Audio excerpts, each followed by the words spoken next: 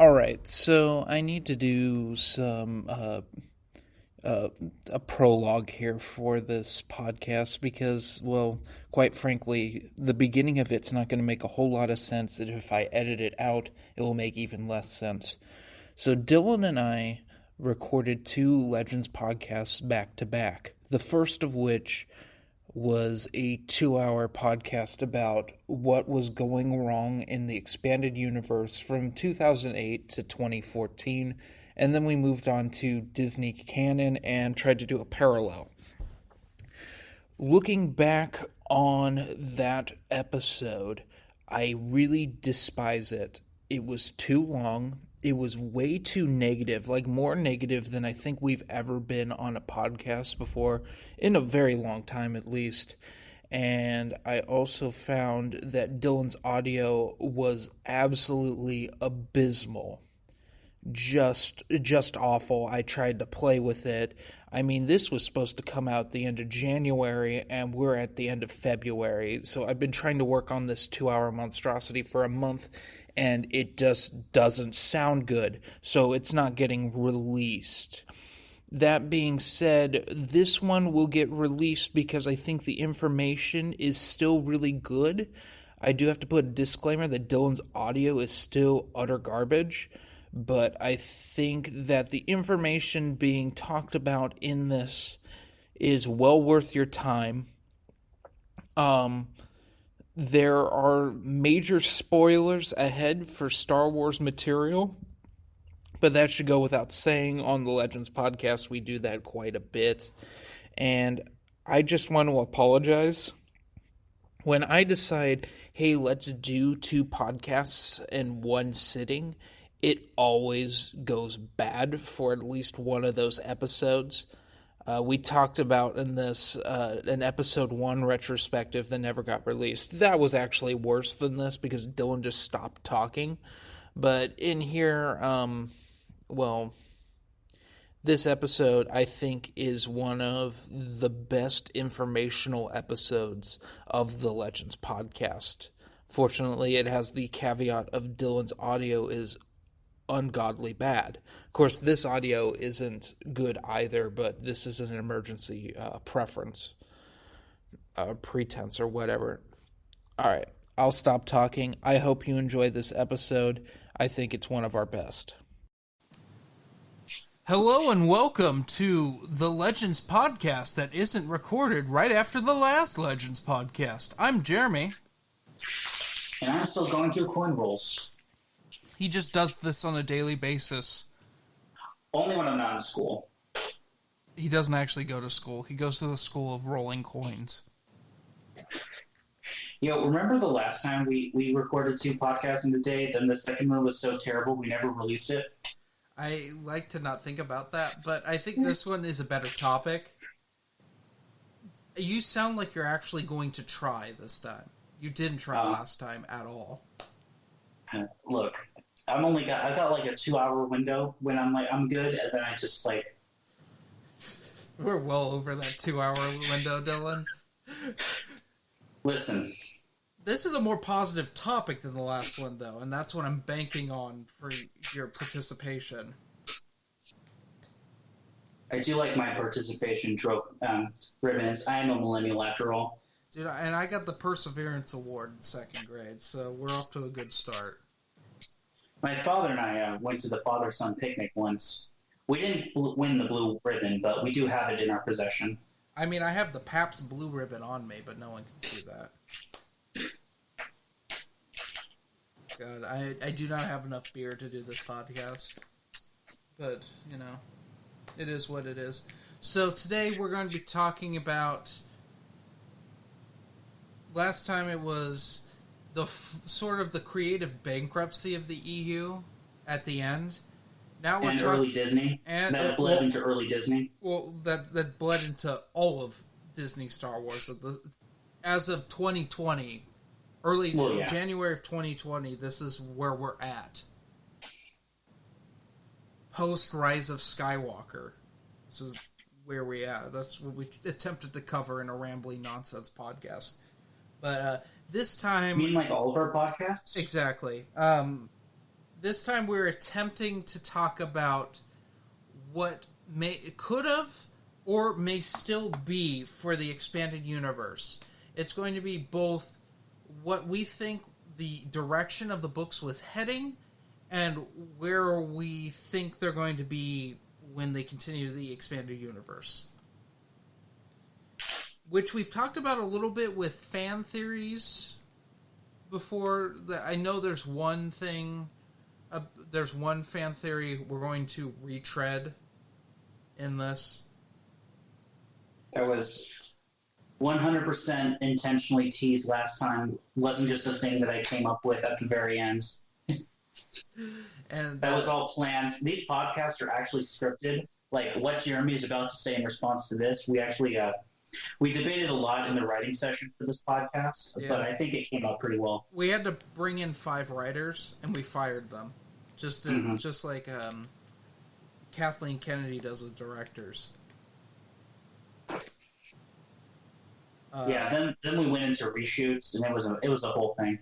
Yeah, we spent 2 months doing reshoots of this podcast for your 90% of the podcast is actually used in reshoots, or however much it was for Rogue One. We actually Rise of Skywalker. It was like they were filming the day it was due out in theaters. You can't even make fun of Rogue One anymore for it being reshot. From all I've heard, it's the best of the Disney movies. That is sad. And that's the one I've seen. Oh, that's right. You have seen that. It's funny what new canon stuff you've been forced to ingest, and what stuff that you haven't been forced to ingest. It's literally just Rogue One, all of the Mandalorian, and the first 2 episodes of Rebels. That's all new canon I've actually consumed. And I'm shocked you haven't been forced to watch Force Awakens. That seems like the one that anyone would force someone to watch. Now, I saw this scene where they got off Jakku. That's the only part I've seen. Oh, I forgot what Jakku was for a second there. Also known as Desert Planet Number 7, according to the Disney. Anyway, we're talking about Hispanic universe and where it was going. Yeah, let's start with C-3PO's storyline. So in New Jedi Order, it's hinted that it's kind of blatant that C-3PO is afraid of death. And it just came up. It came up in one of the Enemy Lines, the Enemy Lines duology, one of the 2 Aaron Alston books that came out after. It was after Dark Journey and then Star by Star. So 3 books after Star by Star. And it's kind of like, I honestly think all this talk that we've done of it is actually playing up what the scene was, because it really just was one scene. Mm-hmm. But it's like, I love this scene. I really do. I really love this scene, and it's just he's watching sparks fall down, and he's contemplating life, his life specifically, and the memory wipes he's had, and that he doesn't remember certain things because he doesn't have them anymore.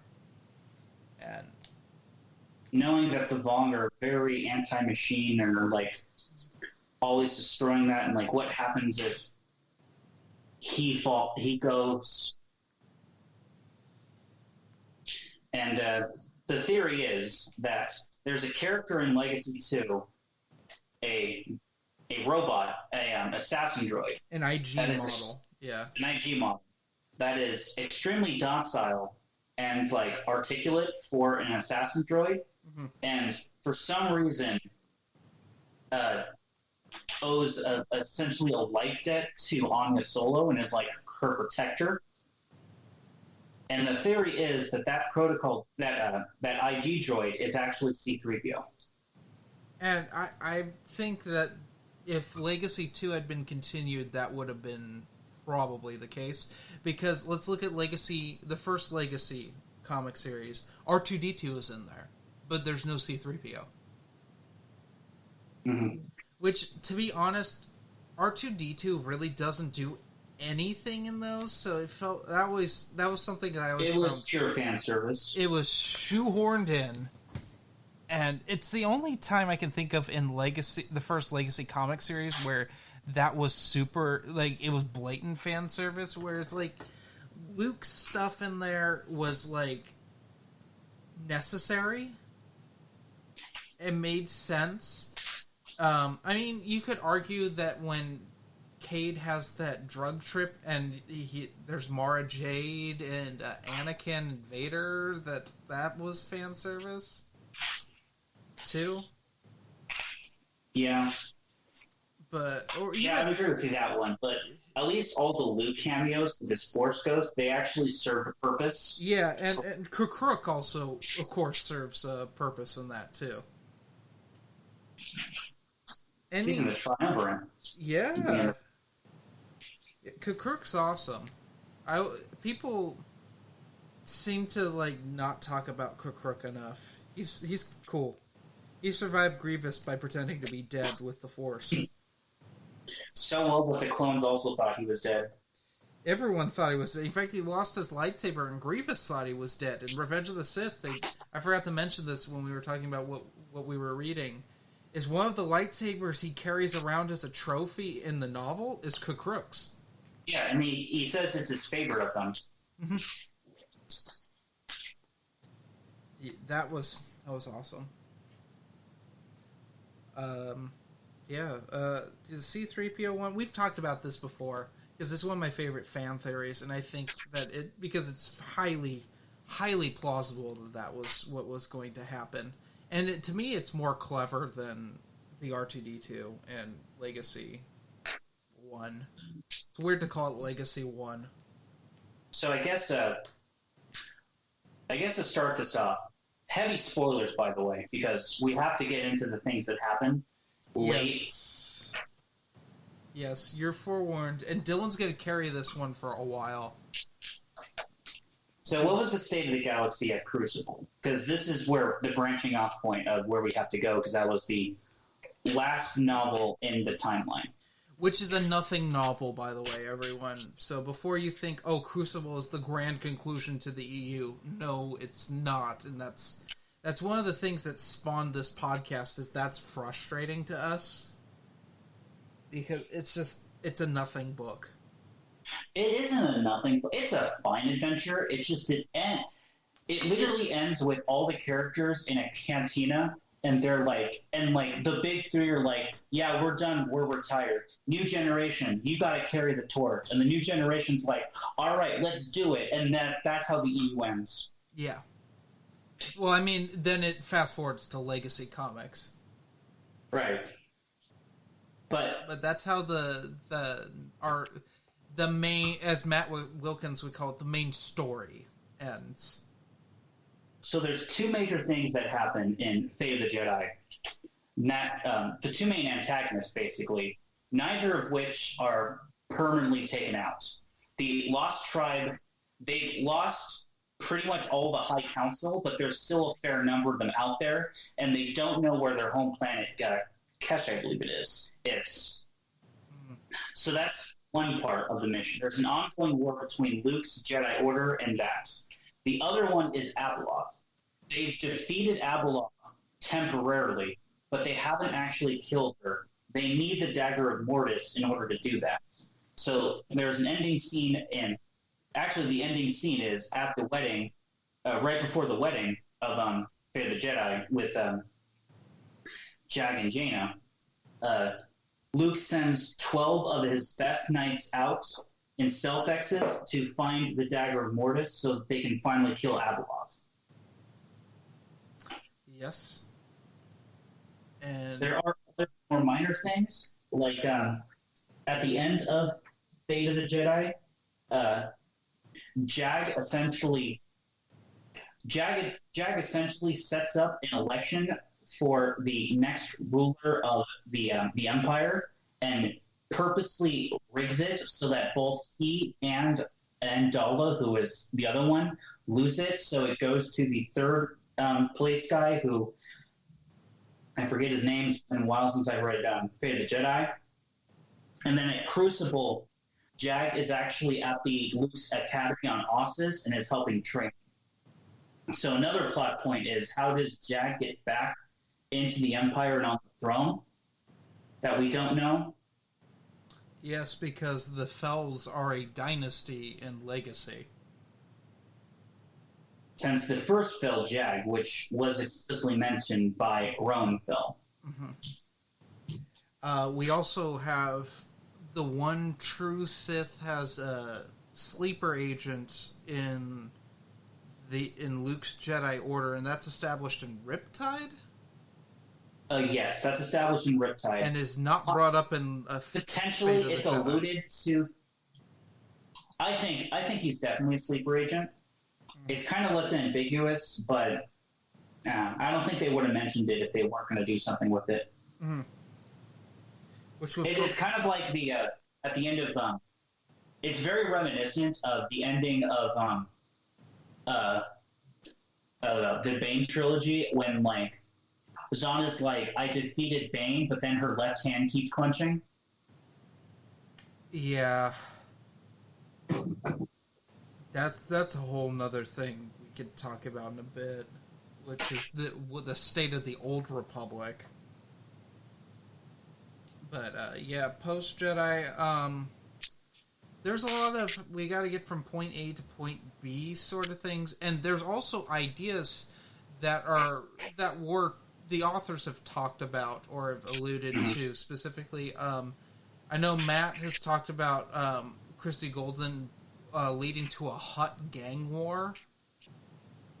That would have been. What's that? Well, it's more because the Hutts have a pseudo slave force in the Klaxoinians, and something happens to interrupt that, and they show up with this huge fleet in order to stop that. And it's kind of a weird thing because at the end of New Jedi Order, the Hutts were completely gutted and had just about nothing. And then here they are after two now major wars, and they have a fleet again. Where did that fleet come from? Why do they have it? Also, Troy Denning was talking about an Anzadi Chiss war, which is fascinating in and of itself. Two of the best Star Wars races ever. Yeah, and I have some weird things about that because I don't think we've ever seen Anzadi as like an organized force. It's just been like, from all the times I've seen Anzadi, it's been like one or two, and if it's more than one, they're usually related somehow. I would highly recommend reading the Republic comics. There is some organization of Anzadi in that. Mainly with Quinlan Voss's story. Okay. And I will not spoil that for you. Because that's what I actually found out of what Anzadi were was through the Republic comics. I didn't realize that there's one actually in the Cantina in the original Star Wars until years later.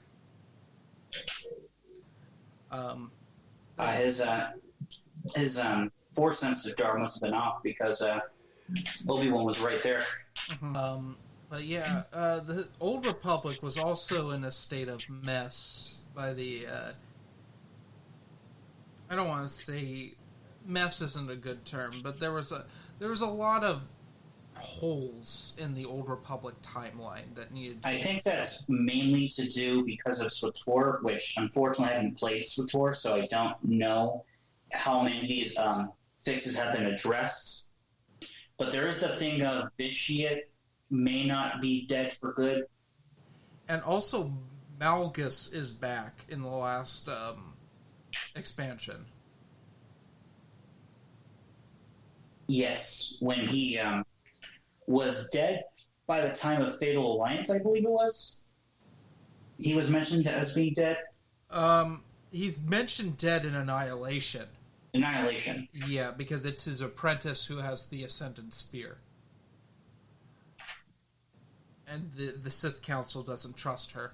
I mean, they don't trust any of each other, but they really don't want her. That's like a driving force for the Sith and Annihilation, but we needed there needed to be more closure with that storyline as a whole. It just needs to be done.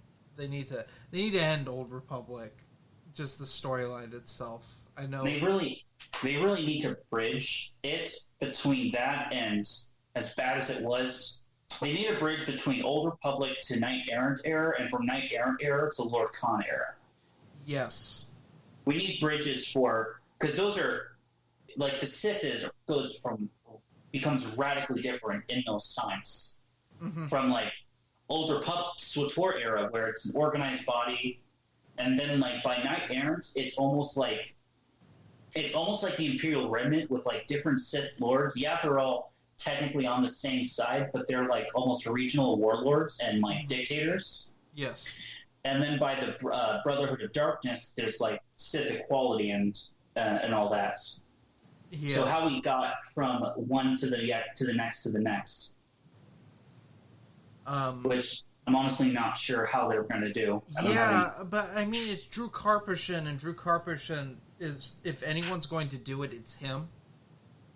Mm-hmm. So I honestly, out of everything we've just talked about, I have the most faith that will be solved first, because they're already actively doing stuff with that. Mm-hmm. Also, a certain someone who is rude to us fans on Twitter was not credited in the story group in the last expansion of the Old Republic, mm-hmm. which is kind of nice. It's interesting. It is. I remember Brian, when that dropped and Brian had played through all of it, he and I had a big, long discussion about that, which is a good sign. We don't need him involved in things anymore. At least not for the EU. And I know before we get called out and not talking about this, the major Old Republic one actually isn't even Old Republic. But anyway, it would be Zana de Tenebris, the line of the Sith Lords. Yeah, and honestly, it seems like, I've done some research on that, it seems like there is an outline of who takes over for what.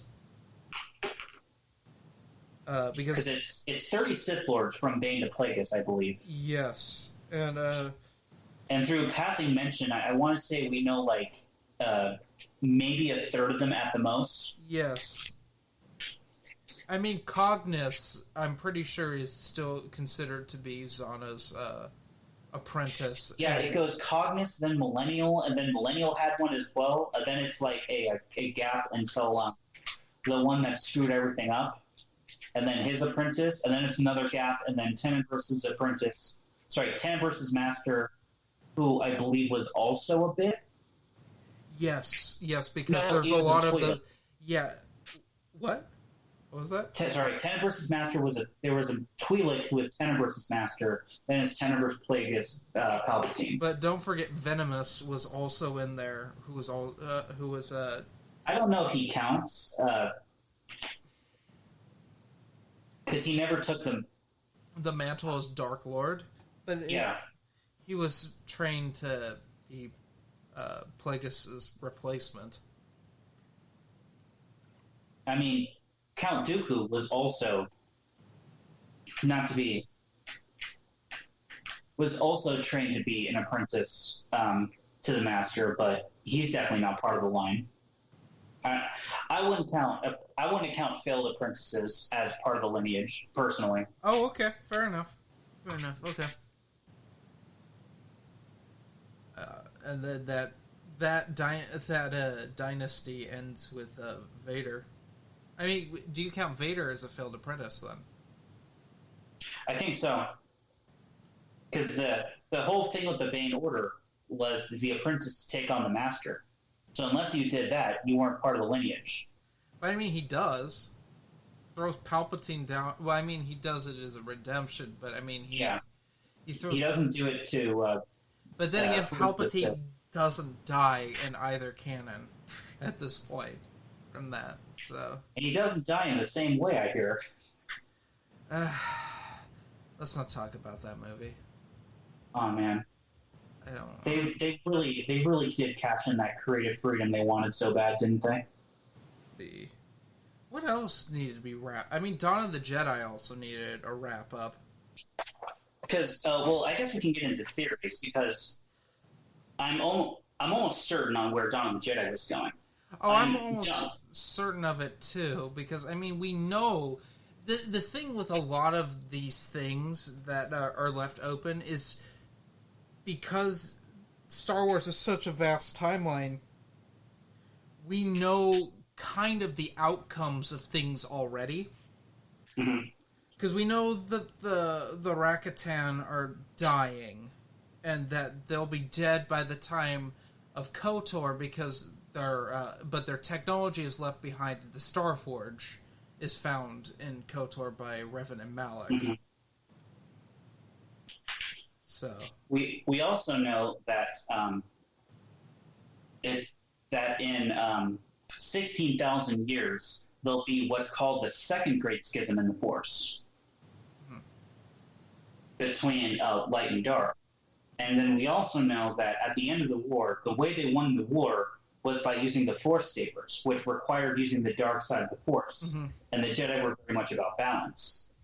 The Jedi, I should say, were very much about balance between the two sides. And some in the battle were lamenting the fact of what the dark side was doing to their comrades. And we also know that the Vong are somehow involved in this at some point. It's very possible that... Actually, hold on. Was the First Great Schism actually expounded upon? Not really. I think there's backstory of a war that happened before Into the Void that is pretty fresh to that part of the galaxy. But I don't know if that was the First Great Schism. I forgot that the second Great Schism wasn't the first Great Schism. So, there you go. I'm not a true Star Wars fan, Dylan. I'm so sorry. Shame on me for things that I read like 10 years ago. God, Dawn of the Jedi is like 10 years old, right? The First Great Schism was Xandor and all that. Okay. I forgot that was a thing. And the Legions of Leto. Okay. But, I mean, like, there's also stuff with Dawn of the Jedi you could expand upon before the events of the stuff that was already recorded in the novel and the comics. Like the war that is referenced in Into the Void. Like, we didn't get anything from that. And Tim Levin might have expanded upon that. Of course, I think there was plans for a trilogy. I think that's what everyone has said for Into the Void.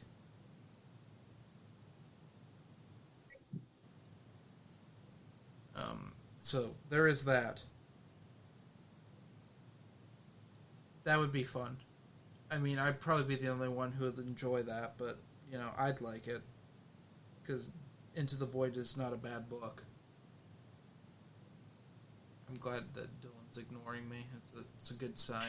No, I'm looking to see where in the timeline the First Great Schism happens.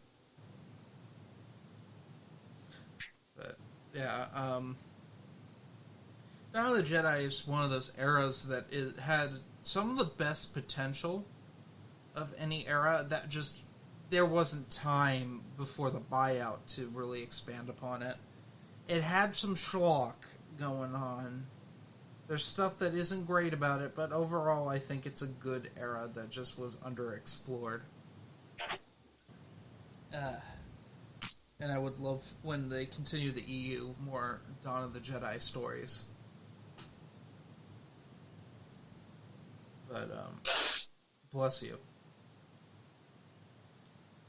Anyway, another, there, basically what it comes down to at this point, those are like the big areas of, missing time. I mean, of course, there is what happens after Legacy 2, which we touched on briefly, because there's a lot of questions there, but, I mean, that's just continuing the story. That's not necessarily a whole. That's just a continuation. There were a lot of novels that either got shelved, were lost, or just plain canceled that I think we should talk about, Dylan. Mm-hmm. Which, the first would be Karen Travis's sequel to 501st, which will never be by Karen Travis. I can almost guarantee that. I'm sorry, I finally got that one. Yeah, the Legions of Leto happened after the events of Force War, then, or not the Dawn of the Jedi Force Wars. Then there was the actual Force Wars, which was the Schism, but that wasn't really the first great schism. Well, and then the Rakatan Civil War, and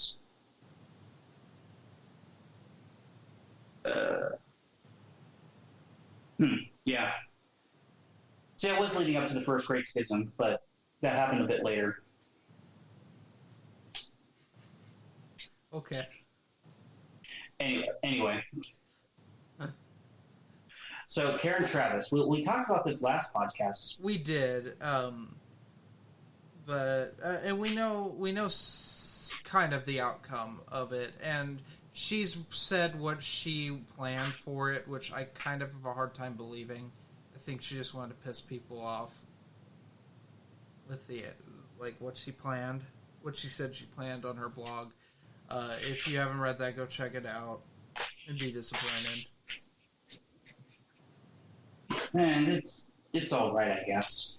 I mean, what I would have liked is to bring in clone characters from the Republic comics into Karen Travis' story, because I think if all things that hadn't happened with Dave Filoni, I think she just wrote the clones really well, and would have been interesting to see like Commander Cody and Alpha from the comics. Find out what happened to him, because he got. If you've read, have you read Obsession, Dylan? I have. I remember being really upset when he was like horribly injured at the end, but it made sense because he was in Revenge of the Sith. And just like those clone characters, and like give them an end. You know, maybe Fordo as well from the Micro series. Yeah, just like we need to figure out what happens. Also, the gradual change between being a full Fett clone army and then becoming the stormtroopers we know from the original trilogy. Although it is talked about in Battlefront 2, the game, that's secondary canon. And where they would have, how they would have felt about the Kamino and Brellian, because they don't like the Empire. By Imperial Commando, they do not like the Empire, and they do not like the Kaminoans. But how they would have felt about the Kaminoans thinking that they were being taken advantage of and using their own clones, like what side of that conflict would they have sided with? Because they would have known about it as it was happening. Because Jang and Muriel had been like slicing in to Imperial records. They would have known about it happening and how they would have felt about clones and Kaminoans that didn't want to be part of the Empire anymore. And finding other clones. But what Karen Travis's weird thing... Can we talk about Order 66 and her thing with the 501st? Since this is a spoiler podcast for every storyline ever. It's hinted at in Order 66 that the 501st was not bred on Kamino. Yeah, they were possibly... I think they were using Sparty cloning. I think it was Sparty cloning. I can't remember if they explicitly said Sparty cloning, but they were growing the clones in under a year. And I can't think of another method that does it in that quickly. Which, that is a weird concept to think about, if it's even faster growing clones. That's weird. Well, it does touch upon it. That one of... So the squad gets broken up, and only 2 members of Omega's squad are left in Imperial service. Mm-hmm. So they merged their squad with another original commando squad that was down to 2 members to make them a full squad of 4. But they were from a different sergeants. So there was kind of some beef. Well, I mean, like, that's just a retread of Hard Contact. Well, it is, but it doesn't last long because one of them dies in, like, their first mission together, and they kind of lament the fact that they didn't get to really bond with them. And they replace him with one of the quick Sparty clones. Oh. And it's kind of a thing of they're like kind of judging, like, okay, how good is this guy really? And to them, like, he actually picks up things faster than they do. And then the other one of the originals from, like, the other squad that, like, lost his partner, the only member left from his squad, he ends up killing himself, shooting himself in the barracks, and that's the whole thing. Christ, Karen Traviss, why you gotta hit me with these lows? Why you gotta hit me with the feels? Because again, it's like they were real standoffish, and they're like, "Oh man, we never really bonded with them, right?" Mm-hmm. And it was, gosh, I hate them. I'm not gonna spoil it. On the spoiler podcast.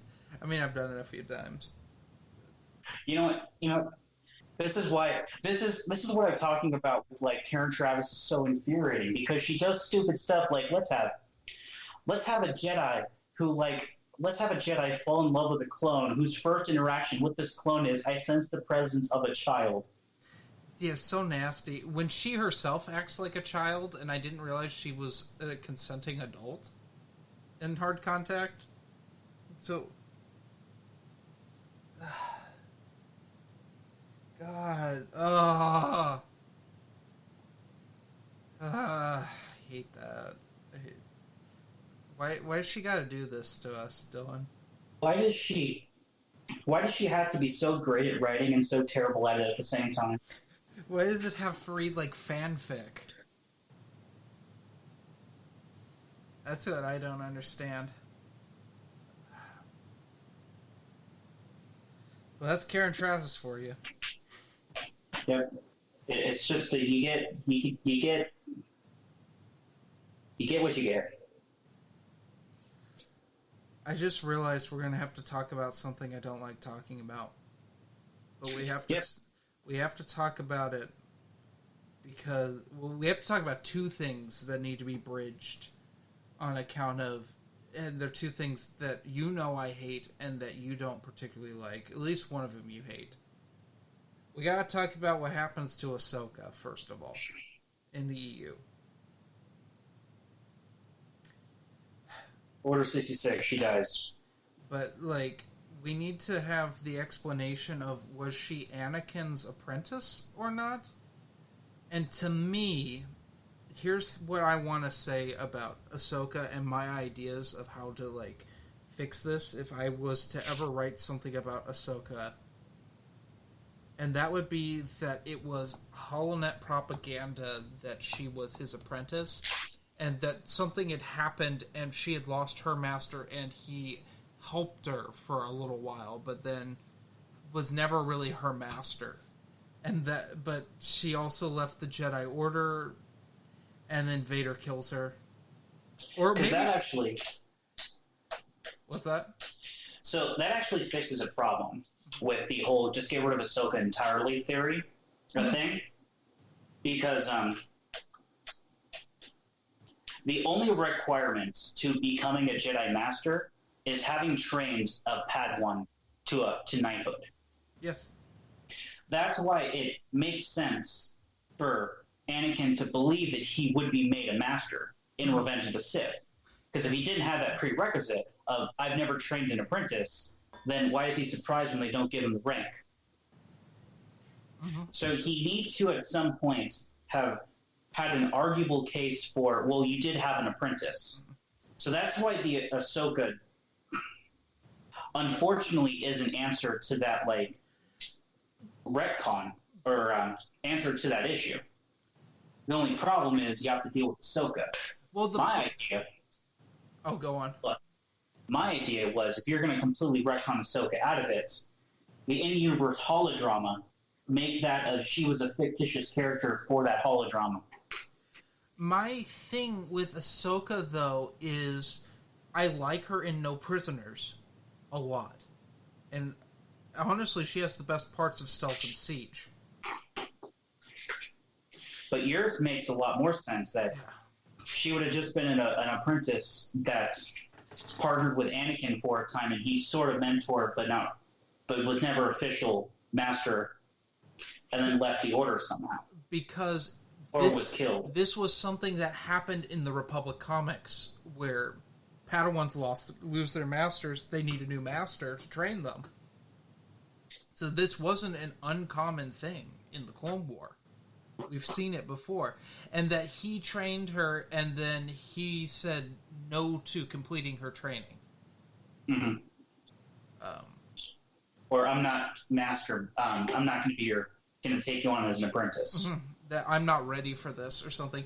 Or she does something almost irredeemable, and she is banished from the Order. Because I don't like the whole Barriss Offee thing. I don't think we've talked about this part of the Clone Wars show at all. But it's completely contradictory to her character in the MedStar duology, and it contradicts the EU because the EU shows her dying in Order 66 on the front line. She's blind. He's taken out by an ATT under her command. Yeah.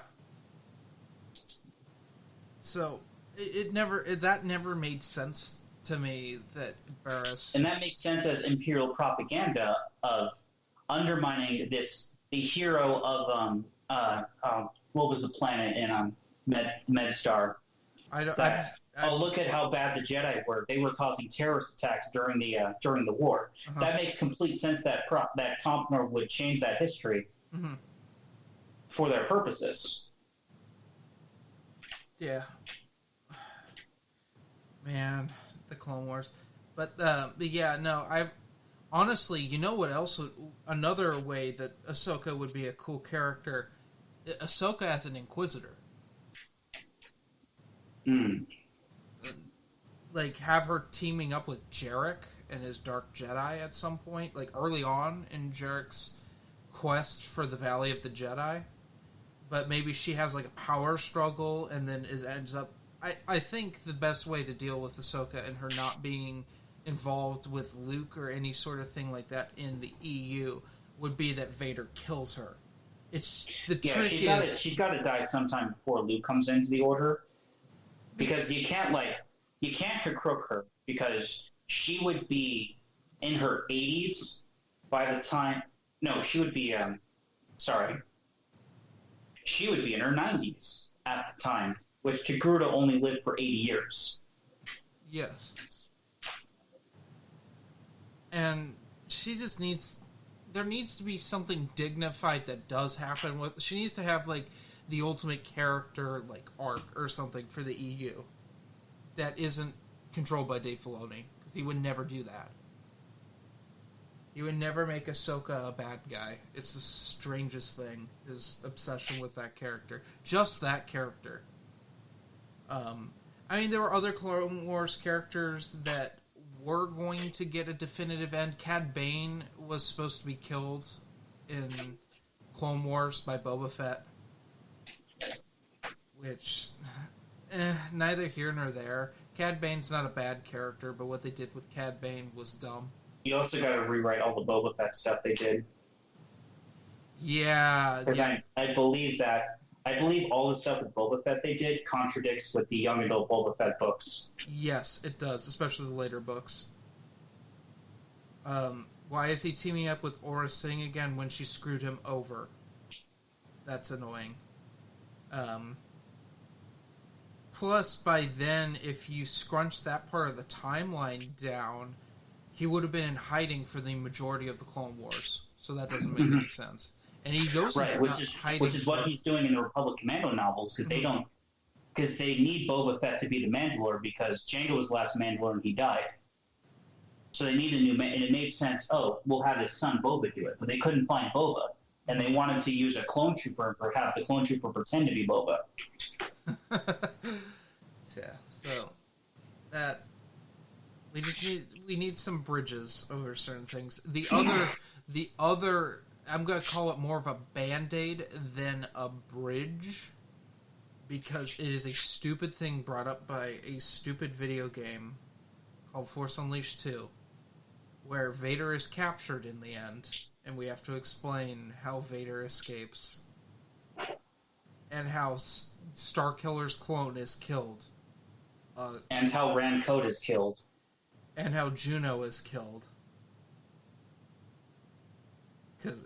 And Proxy's got to be destroyed too. All those characters have got to go away. Mm-hmm. So we know that Boba Fett is in hot pursuit of them at the end of Force Unleashed 2. That's how it ends. So I have a feeling that Boba Fett bombards their transport, and probably Juno is killed in the process. Maybe Proxy's destroyed. Starkiller goes out with revenge, and Vader teams up with him to manipulate him to the dark side and convinces Starkiller... Well, he's not even going by Starkiller. He's going by Galen Malik. Is that his name? Yeah. The clone. He probably kills Coda. Like, actually kills Coda. And then he realizes the error of his ways, and then Vader kills him. To prove to Sidious that he's loyal. Because that was another thing about Force Unleashed I didn't like, is how Sidious kind of just brushes that under the table, that Vader did that. Mm-hmm. It's just...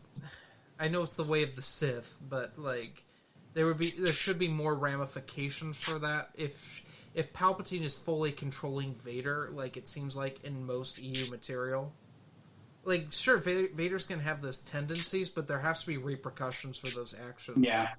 Aside from just the fact of I can just force lightning you at any time and kill you. Yeah. Also, it also needs to... if you do that, and you have, like, Vader do this thing for Force Unleashed 3, it makes Shadows of the Empire even more impactful, that Vader suddenly has hope that he can kill the Emperor with the help of Luke. Like, now... I mean, he tried it before, but now it's different, because this time it's his son, and his son is so powerful. And his son has given him... You've never read Shadows of the Empire. But Vader describes his duel with Luke in the best way possible. That it is the most he has been pushed in a decade. Because there's no Jedi left for him to kill at this point. Or what Jedi are left are in hiding. Like, he has grown bored. And when he fought Luke on Bespin, it was the best, in his twisted mind, it was one of the best experiences he'd had in years. And that now he has the hope he has with Luke, he can take the mantle of Dark Lord of the Sith, and Luke will be his apprentice, and together they could kill Palpatine. Those are the two. Plus, someone would want a Force Unleashed 3 video game, which I don't think I'd play, to be honest. I mean, that's like probably the way that they're going to have to fix all this. I mean, how are they going to have Starkiller carry 3 lightsabers? You know what he would use? Because, Force Unleashed 2, because it's number 2, they had 2 lightsabers, which was a stupid idea. Made the game way too easy. He carries 1 single-bladed lightsaber, Dylan, and a double-bladed lightsaber. That's what he does, because that would make sense. That's some stupid video game bullshit right there, but I know they would have done it. Well, SWTOR did that in the I know, and I hate it. It's stupid. It's stupid on so many levels. How do you not get cut in half? I'm just saying. I remember when I first saw that trailer, I said, "This is the stupidest thing I've ever seen." And then I saw the sacking of Coruscant that Malgus led, and then there was all the thousands of Siths and thousands of Jedis, and I said that was dumber. Come on, that was the best trailer. That was the dumbest trailer. That is exactly why people think Star Wars is stupid. Well, now it's Rise of Skywalker is why people think Star Wars is stupid, but like that is the definition of fan service and dumb fan service at that. I mean, you had a hot Twi'lek in there with a nice. It's Star Wars. The hot Twi'leks grow on trees. I know, but you had that and 1,000 Siths and Jedis fighting each other, and a Mandalorian lighting people on fire. Mm-hmm. It was pure fan service. It's so stupid. It was so stupid that Paul S. Kemp barely paid attention to it. It has been deceived. I mean, he wrote the first few chapters after it. Yeah, but I mean, he doesn't dwell on the fan servicey part of it. He gets to the point. Yeah, the Mandalorian is barely in it. I know. It's just like he sees her at a corner of the eye and it's like, I hope he does her job. And then like she's not even shows up like once in the battle. I know she's named. She has a name in Star Wars because everyone has a name, but she is not named in that book. It is really funny to me. Her name is something Vizsla, because of course it is. Yeah. Because we can't be creative in Star Wars sometimes. Not like any like you're. Why did it have to be Vizsla? Because it's a name that fans know. Why not? It's the Old Republic. It's the unofficial official sequel of KOTOR. If you're gonna do the hearts, if you're gonna like do the nostalgia, why not have her be an Ordo? I don't know.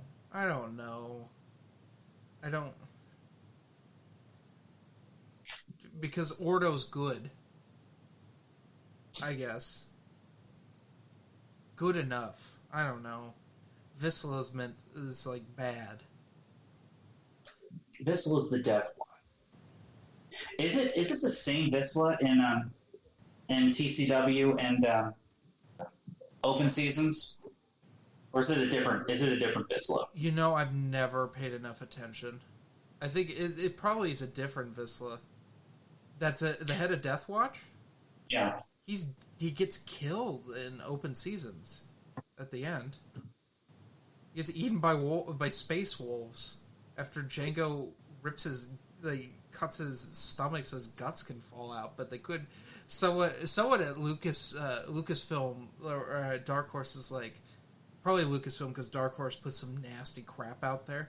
So Lucasfilm said, "Yeah, you can't let his entrails spill out on the ground. You could just show like a bunch of blood come out, but you cannot have Garth Ennis-esque entrails just falling out of this dude that Jango just gutted." It's a different Vizsla. It's Tor Vizsla and pre-Vizsla. Yeah. I don't even think they're part of the same. They might be the same Vizsla family because Dave Filoni's not is a hack, but I don't know. Tor Vizsla, yeah, he got wrecked by Jango. Can we just take a minute and say that at the ending of Open Seasons, that issue 4 is just incredible with that fight they have? The two of them? Yeah. By the river. And even when Jango's poisoned, he still guts a dude. Also, I just realized an inconsistency between another inconsistency between Open Seasons and the Clone Wars. How come in Open Seasons Death Watch has the Death Watch armor, but in the Clone Wars they have like the stereotypical Mando armor? Because that's not actually Death Watch, and it's not actually Mandalore.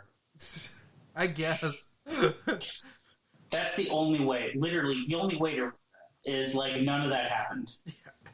That's all. That's all just Compnor making shit up. That's the only way. Oh, I just realized something, Dylan. Hmm.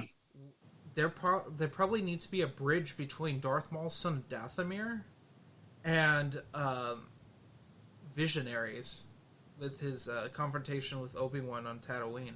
But is Visionaries actually... Isn't Visionaries Infinities? Not all of it. So a lot of it's canon. Darth Maul's dead. I know. I mean, Revenge of the Sith, it's like Obi-Wan's like, I killed that guy on Naboo. Mm-hmm. God. More Compnor. More nonsense. Aren't they the one and the same at this point? Let's go into that, because I don't know if we could officially stated how that retcon best works with the Compnor propaganda. You go into it, Dylan. So it goes that at the time of the Clone Wars, at the time of the Empire, Compnor was going through the history of the Clone Wars and doctoring it up, which is how the major inconsistencies with the timeline, the events, what Jedi were where, and what Jedi were dead and what were not, happens. Mm-hmm. So that's how a majority of the contradictions as proposed in the Clone Wars happened. Now, the Clone Wars itself would therefore, because of the fact that each episode starts with like an opening narration, like it's a war reel, would have been in-universe propaganda based off of those altered documents. The fact of things that like the Jedi are being like praised and like shown as heroes, that's not Compnor's doing. That's whoever made the in-universe holodrama is doing. The stuff because it has the stuff of Mortis, which would only have been common knowledge if it happened after the events of Fate of the Jedi, means that it was some legacy era, which again further confirms why it would be so backwards, because by then almost anyone who would have fought in the Clone Wars or had memories of the Clone Wars would have been dead or too old to contradict what had happened. Yeah. And you basically take the Clone Wars, because there's a famous example of this with what was the guy's name? I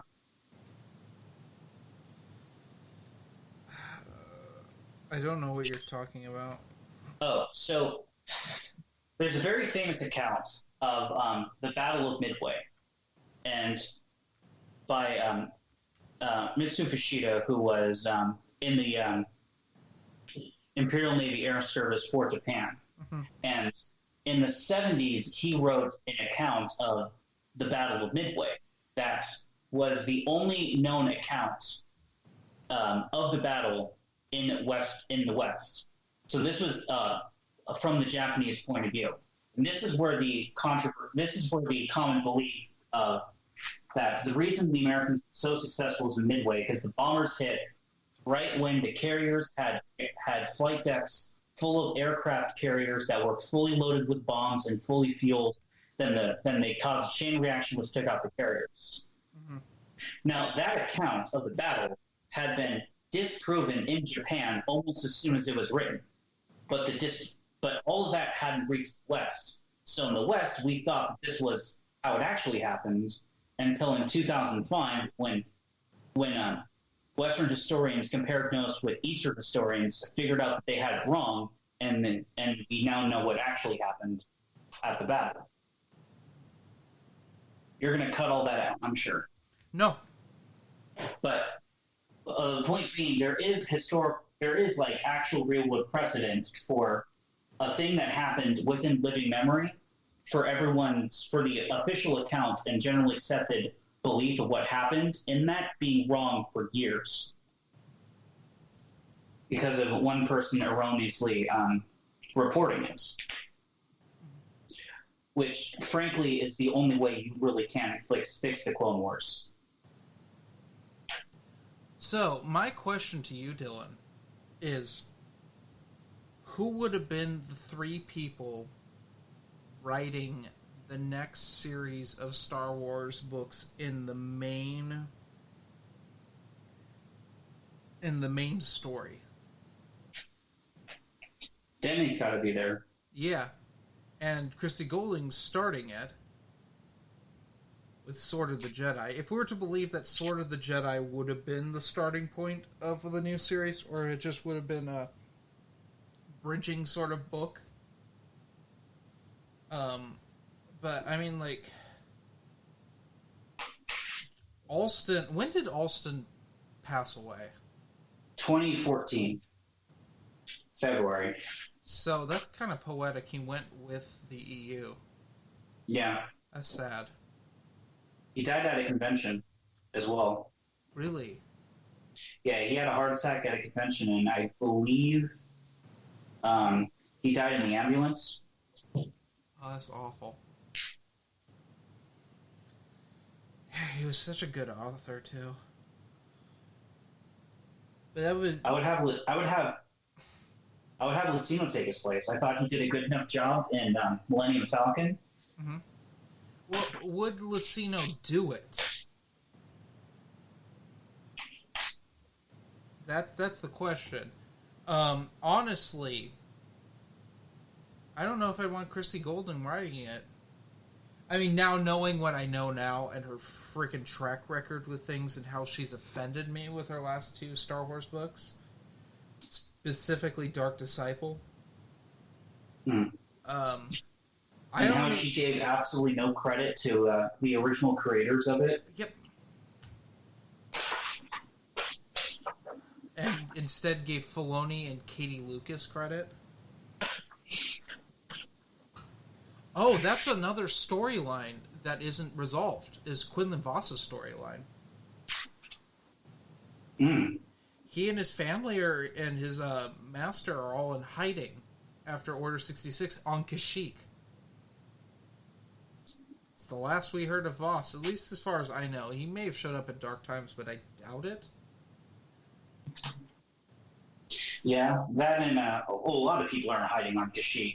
Because that and what happened to Sev. Oh, yeah, Sev's still imprisoned on Kashyyyk. Oh, no, he's missing.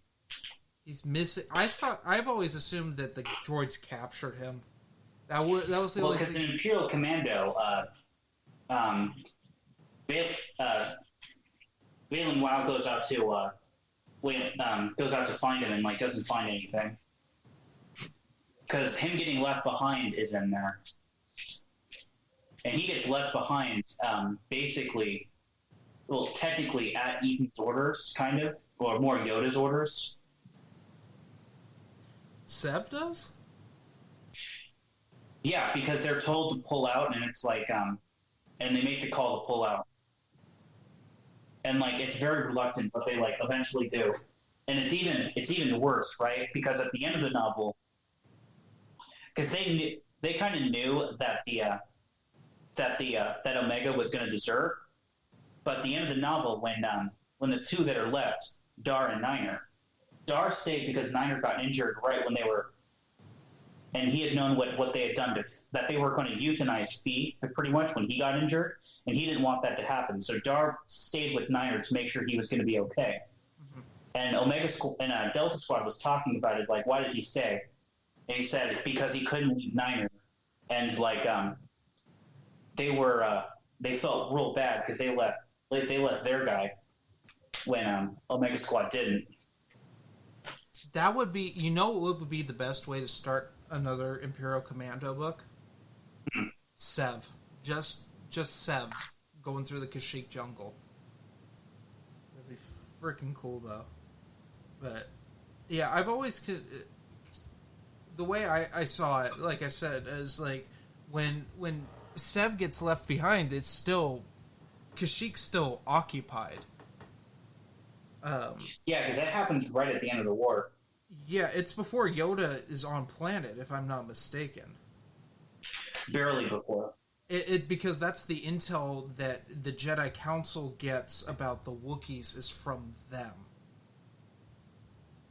ooh, then it's a contradiction then, because the battle is already in full swing. Oh, it may be. It's been so long since I played the game, and also the game's secondary canon. Think of it that way. Yeah. That I've always assumed that he got captured by the droids for a time, but when the Trade Federation orders the order to shut down happens, he's just imprisoned and there's no guards. So it would be him like wandering around trying to figure out what happened. Also, we need to establish. I just need some clarification from you because you've read these fairly recently. Mm-hmm. How does Order 66 work on a clone? What do you mean? Like, did they have to get the hologram message from Palpatine saying execute Order 66 in order for them to automatically do it? I believe it was the all the commanders like that were a certain rank had to get the order, and it had to be verified. Like, it wasn't like each individual clone trooper got the order, because that would be insane and a logistical nightmare. And I didn't think so. It was, I believe Palpatine had to individually call each of like the commanders of a certain rank, and that had to be confirmed. And then once the commanders got that confirmation from Palpatine, they sent it down the chain of command. Okay. Down that way. Okay. So then I kind of don't want this spoiler, but at the same time, for my brain right now, I need clarification on Karen Travis's books that I haven't finished. And probably never will finish? Oh, I will. I will finish it because the fans dictate that I do True Colors. It's not bad. I just don't own it. That's why it hasn't been done. Pro tip: if you're ever going to go through Republic Commando and you're watching this, listening to us spoil it, read the short stories at the end of the books before the actual book, because the books reference the short story at the end of it so much. I forgot about that. I was like with 000, it was that way. I don't know why they didn't just put it in the beginning. Yeah. Read the short story at the end first. Check to see if it has a short story at the end. If it does, read that before you read the book. Because you'll be very confused at what they're referencing, and then you'll like read it and you're like, oh, that was what they're referencing. Wow, that was a complete waste of time. I love that. Yeah, 000 for sure has one. And that's book 2. True Colors has one. I don't think Order 66 has one. Yeah. And no, Imperial Commando doesn't have one. Yeah, and I think those were insider stories that got printed in the paperback. And then they put them in the paperbacks. I don't know if they put in my Sci-Fi Book Club 2 and 1, so that might be a reason to buy the paperbacks of books 2 and 3. Because I have Republic Commando, the first hardcover volume, which has Hard Contact and 000. That's the easier one to find. The second one has True Colors and Order 66. Mm-hmm. And that one's really hard to find. It's one of like 2 really rare Star Wars hardcovers I don't own anymore. The other being Scourge. Also, what was the point of Scourge? I don't know. Did you read Scourge? I don't remember. No, I skipped it. I mean, it doesn't really... There's yet to be an outcome for Scourge. I think it was designed to be a sequel to the Jedi Academy game. Because, I mean, the Jedi Academy game you're playing as Jaden Korr, and that's the protagonist of Scourge. Isn't Jaden Korr in Crosscurrent and Riptide as well? Yep. Okay. And there I just spoiled who. Yep. Oh! You didn't have to say anything. They'll forget. I will forget. That's the thing about these podcasts, everyone, is I don't mind Dylan dropping spoilers because I'll remember about a fifth of it. In fact, with a lot of the Karen Travis stuff, Dylan has spoiled this for me several times, and I forget about it. Like, I'm pretty sure it's not just Dylan, it's anyone that spoils Star Wars stuff for me, I will probably forget it by the time I read the book. Because I think it's because I read very slowly and I get really immersed in the book that I think my brain just throws out the spoiler, and then I'm just shocked. But, yeah, what was the fucking spoiler I asked for is like, do our beloved commandos actually get the Order 66? I'm assuming they do. Yes. And it's probably just as awful as Karen Travis would make it for them. Yeah, and also Order 66 is, at least the way it's presented, is like any Jedi you find, kill. It's not specifically kill your Jedi commander. Yeah, I've always assumed it was that. Yeah. Which I bet was real great for Darman. Yep. Yeah, literally the squad is like, don't worry, we're gonna help, we're gonna get her out of this, and you know how that worked out. Yep, that's actually a spoiler I didn't get from you. That was I read the Essential Reader's Companion and found that out the hard way. God, it is so stupid how she dies too. Like, she dies in the most Eden way possible. Of course she does. She's the worst. Well, Karen Travis's worst characters. Eden might be like the worst Jedi in the history of Jedi. She is the worst. I'll give her this. She is the worst Karen Travis character that survives more than one book, because the insurgents in not True Colors, No Prisoners are really obnoxious too. That have Pelian's girlfriend up for hostage. Mm-hmm. But spoilers, they all get fucking wrecked and die, and which is pretty awesome. It's pretty awesome to see.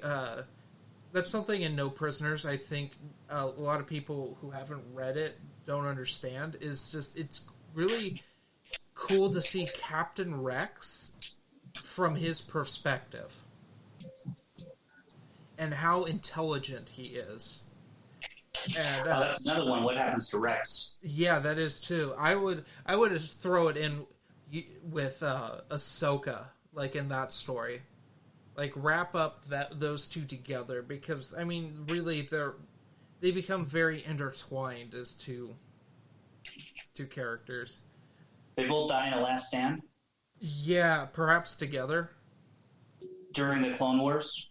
Either that or during the Purge, and that Rex just wasn't. But where is then the question is, where is Rex during where is Rex during the events of He deserts when Ahsoka's forced from the Jedi Order. That's how you explain that.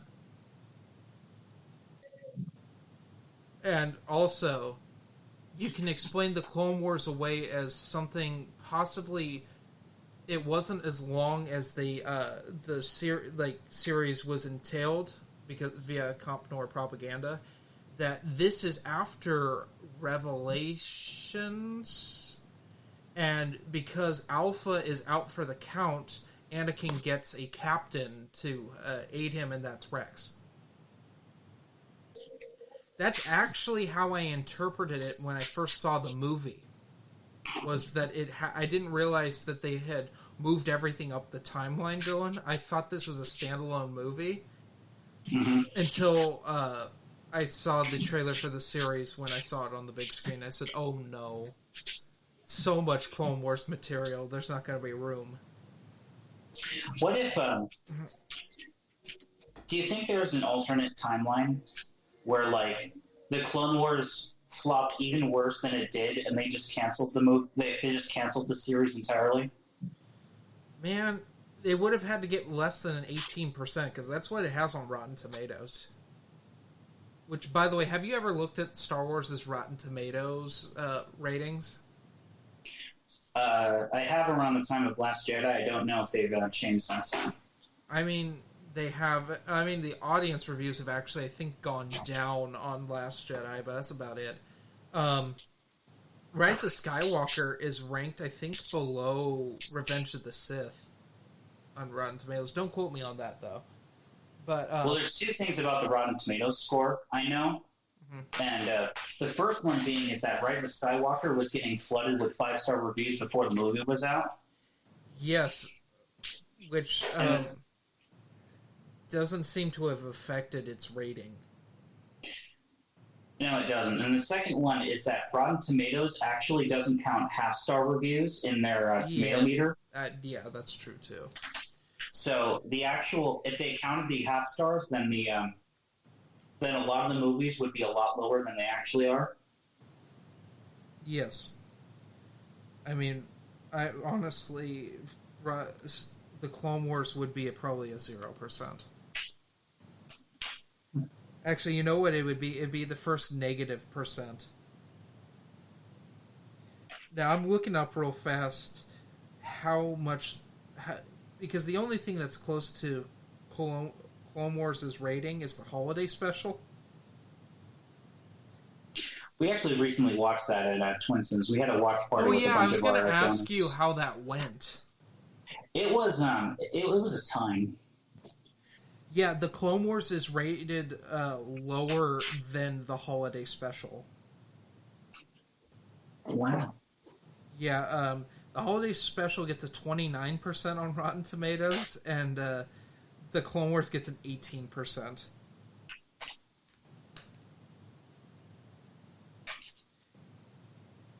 Because, I mean, we should note that the Clone Wars, the movie is actually far worse than the Clone Wars television series. But at least with the movie, everyone accepts it's terrible. Yeah, in fact, Disney accepts it's terrible because they've not re-released it. It's on Disney Plus, I believe. Oh, is it? I'm actually shocked. But that's... You know what isn't on Disney Plus, by the way? The micro series. Or Droids or Ewoks. Or the Ewoks movies. Or the holiday special. I'm almost certain of that. I can't wait for people to be like, to think that Season 7 of the Clone Wars is EU. God, dude, we're going to have to do a podcast explaining that. It is going to be... I'm going to be probably at my height of irritation.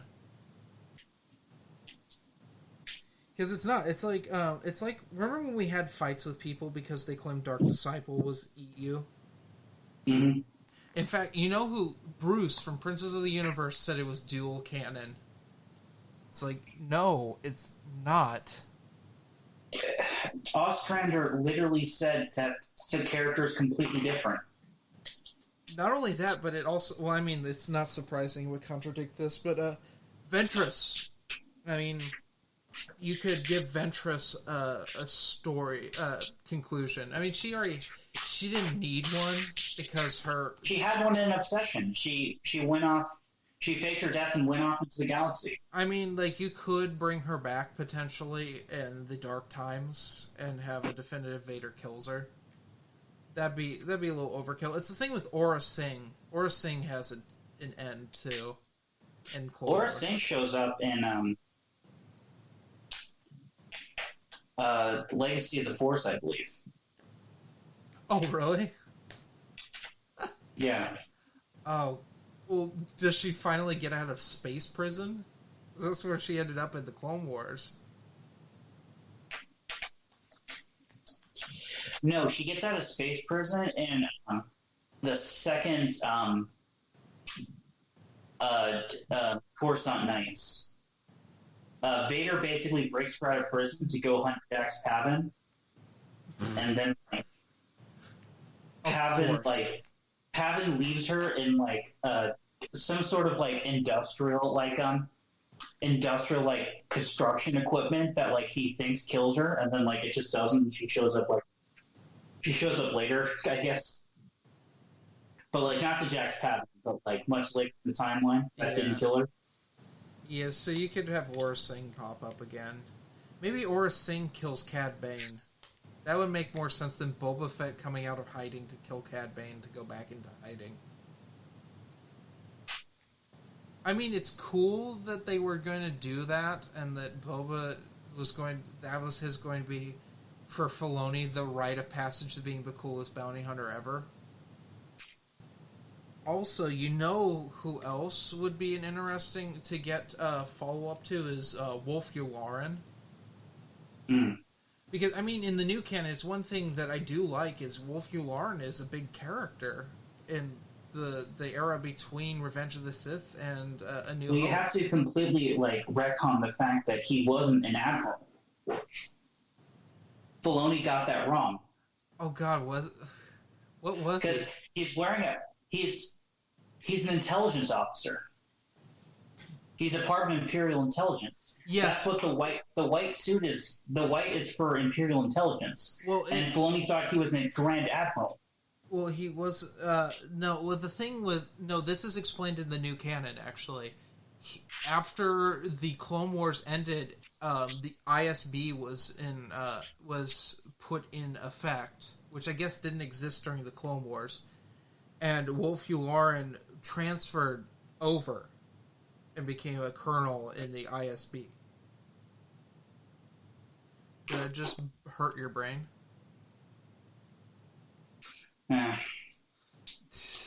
It's the last podcast all over again.